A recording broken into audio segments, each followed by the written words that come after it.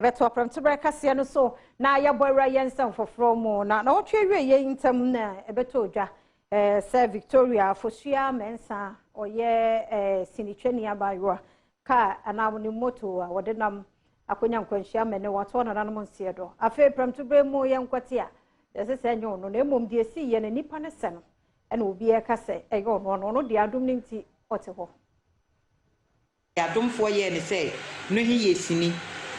ni dini so de bone hema sister ye mfra ne bone hema ni dini de nana ya me kra nempo wo wuye ni ma me behu ne se san me ne ni dini se no se de Victoria ono so de Victoria na me nim se ni emi nim ne se ni video wo ye wi o ka se be frɛ no nana ya ntiam se ta adum FM be information you can say news about the Babon no ni ama anwumre ase nkrofo ahu say asem he wo ya ye serious nti BATV craft frame be ka chem say mame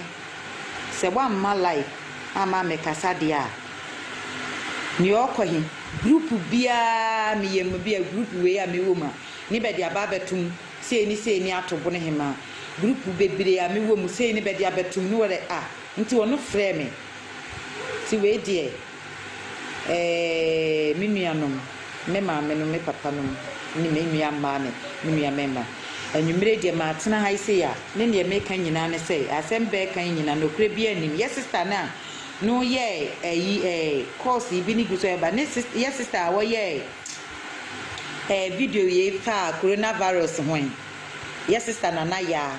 ni o ye video ya obu se Ewrade se ni bu afunti ni wo mfa ne ko ya na me pa mo chewa wo ne eja o chini mota